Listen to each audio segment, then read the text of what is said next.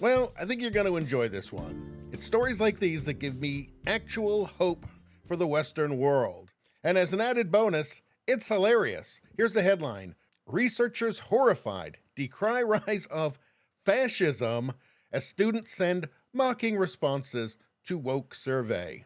Academic researchers condemned students' irreverent and offensive responses to an LGBTQ survey, claiming the pushback indicates fascist ideologues are living inside the house of engineering and computer science.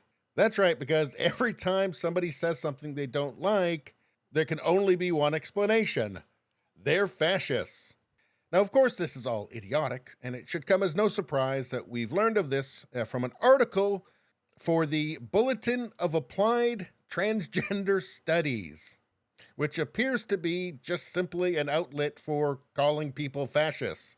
But this article was from academics from Oregon State University, and they wrote about their shock at receiving sarcasm and mockery in response to their research into undergraduate LGBTQ students studying in STEM fields. And you might wonder what LGBTQ or applied transgender studies has to do with the STEM fields, which is the hard sciences. And of course, the answer is nothing. Of course, unless you're a far-left lunatic.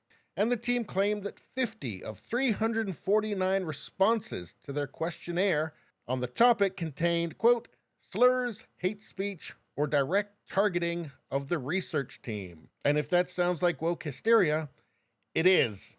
Labeling them malicious respondents, they adapted their project to examine how the joke responses, quote, relate to engineering culture by framing them within larger social contexts, namely the rise of online fascism. Because everything they don't like or don't understand is, of course, fascism. And I find this kind of ironic. They say relate to engineering culture, when I think what they're actually trying to do is engineer culture. The result was the paper that was titled Attack Helicopters and White Supremacy, interpreting malicious responses to an online questionnaire about transgender undergraduate engineering and computer science student experiences. So for one thing, there's no such thing as transgender engineering or transgender computer science. That's just idiotic. And I think the real problem here is that the students are much smarter than the academics. According to the article, when the malicious subjects were asked to fill out demographic data, 12 respondents, 24%, indicated their gender is being related to a helicopter or aircraft, ranging from an Apache attack helicopter to a V-22 Osprey. In the section declaring one's disabilities, responses ranged from claiming to be illiterate to lamenting, "My country is run by communists," or even declaring that identifying as transgender is a disability in itself due to, quote, the inability to come to terms with biological reality. Oh dear. Those academics from Oregon State University were not going to like that. Let's see, one respondent claimed to identify as a gift card as their gender. Under racial and ethnic identities, they said, quote, I'm an ethnic gift card. And for disability, the answer was, quote, I don't have enough gift cards. I'm liking these guys. Other responses to questions about identity rejected the researchers' project entirely, with answers such as, quote, my skin color is not important, and come on, man, these questions are stupid. Everyone is a grab bag of genetics from all over the world. And, quote, what else do you want to know? What I ate for breakfast? This question is unnecessary. Did I mention that the students seem smarter than the academics studying them? Let's see, the research team declared that the mockery they received, quote, had a profound impact on morale and mental health, particularly for one transgender researcher who was already in therapy for anxiety and depression regarding online anti-trans rhetoric. What, you mean like children can't consent to being sterilized? That kind of rhetoric?